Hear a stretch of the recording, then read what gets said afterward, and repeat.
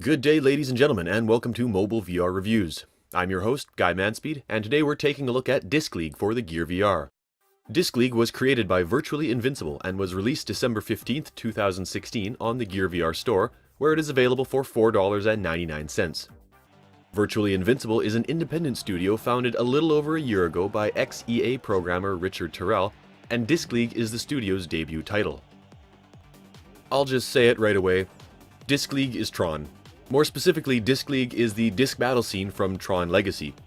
You're stuffed into a skin-tight jumpsuit and helmet, and locked in a glass box with up to 3 other players where you do battle not to the death, but rather to 3 points. The game is intended to be a multiplayer title, but thankfully the developer has included a lot of single-player content, so there's plenty of gameplay even if you can't find an opponent online. Single-player content takes the form of practice, skirmish, or league challenge, as well as a helpful tutorial mode to get you accustomed to the controls. Practice lets you test your moves against an opponent that doesn't fight back, and skirmish lets you build a custom match, but the league challenge is the meat of the single-player content. You go into the challenge solo, where you'll face off against 1 opponent in normal mode, 2 opponents in hard mode, or 3 opponents simultaneously in Iron Man mode. You fight your way through 4 competitions, each of which has you facing and defeating 7 teams before you're crowned MVP of the league. Multiplayer takes the form of online play, where you can create or join a public room, or local network play, where you can connect to others on the same router. The AI opponents are decent, but don't compare to a competent human player.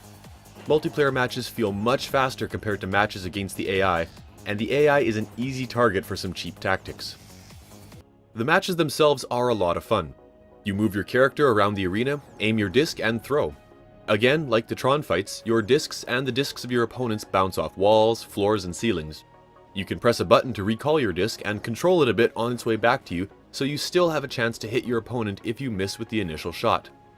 You can bend the trajectory of your disc before you throw it, and if you're holding your disc, you can use it to block opponents' shots as well. You also have a kick that works at very close range, and when it connects, it counts as a point. I think this should have been a pushback move instead, since you can cheap shot the computer-controlled opponents at close range for an easy win. It all adds up to some pretty fast-paced action where you're running, dodging, blocking, and throwing.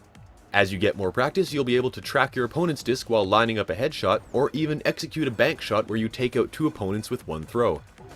Something I would like to see changed in a future update is the resetting of positions after a point or a match. Currently, you're forced to start the next round where the last ended, meaning you could be facing your opponent at point-blank range when the round starts. Resetting the positions would keep the focus on disc-throwing action rather than who can get off the first kick. Disc League can be played with or without a gamepad, but as always I recommend playing with a gamepad for the best experience. Touchpad controls get the job done by using a contextual cursor and tapping. Look at the floor to move, look at the walls or an opponent to throw, and look at your character to block or recall the disc. It's actually quite impressive how the developer managed to handle touchpad controls so well, and they even work in first-person view. That being said, I still prefer a controller. The right stick moves you, the left stick bends your shots, and the buttons and triggers take care of blocking, kicking, and recall. It would take a lot of practice with touchpad controls to be as effective as a controller, and all else being equal, the players using a controller will have an advantage over touchpad users. The graphics are good, really good. The characters all sport impressively high polygon counts, though there are some clipping issues between the characters and the floor after they take a hit. The characters are sensitive to where they get hit, meaning their helmet will snap back if they take a headshot, or they'll double over and fall down if they take it in the stomach or groin. After each point is scored, the winner of the point will do a funky little celebration dance. Not critical to performance, but a cool detail. The arenas look as good as, or possibly better than the characters. You can almost feel the polished glass surfaces beneath your feet. Everything looks and feels very slick, and the screen door effect is actually really well hidden by the combination of high contrast backgrounds, transparency, and animation. Little touches like the scoreboard on the wall beside you or the city or planet below you really add to the immersion. 3 views are available, with the first-person view being the most immersive and best for aiming, but the behind view being more useful when you have to keep track of 4 bouncing discs simultaneously. The third view is a spectator view, looking into the arena from the right. This looks like a good place to watch a match, but is less useful in gameplay since it makes precise aiming the most difficult. Lastly, the menus and messages are presented in massive blocky text, which looks ugly at first. but after reading it for a few minutes while learning the game, you really get to appreciate the size of it. It was clearly more of a usability choice and less of an aesthetic one. The music is great too. At the menu, tutorials, or in matches, the future techno-pop soundtrack is not only very fitting to the atmosphere of the game, but it's actually pretty catchy and enjoyable to listen to. If this soundtrack wasn't specifically written for this game, then the developer did a great job finding the perfect tracks. Disc throwing and bouncing sound effects are also appropriately futuristic, and the screams of you and your opponents being hit come in both male and female versions. Comfort in this game depends on the view you choose, but none are particularly uncomfortable. Naturally, the behind and spectator views are the most comfortable since you're not actually moving, and all camera motion is controlled by head tracking. The first-person view is less comfortable, but discomfort is minimized by having head tracking control the yaw rotation, and this is probably one of the more comfortable first-person views on the GearVR. The single most uncomfortable thing in the whole game, however, is the celebration dance in first-person view. The camera bobs and shifts slightly but quickly with your character's head, and even though it only lasts for a couple seconds, it may be enough to keep more motion-sensitive players out of first-person view.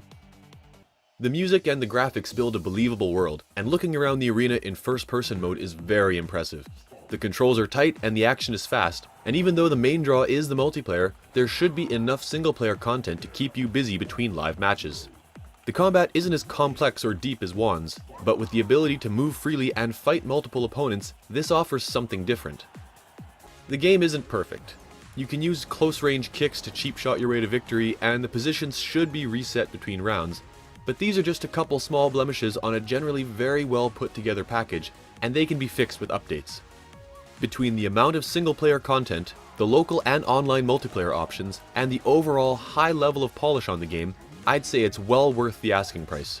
If you're looking for a new multiplayer title on the GearVR, this would make a fine, fast-paced addition to your collection. Thanks for watching. Got something to say about this video, an opinion on the game itself, or VR in general? Leave a comment to let me know what you think. And if you like what you saw, and you want to see more of this, hit the like and subscribe buttons. Remember, there's a new video every week, and be sure to check out my other reviews as well. Hope to see you again soon. Bye for now.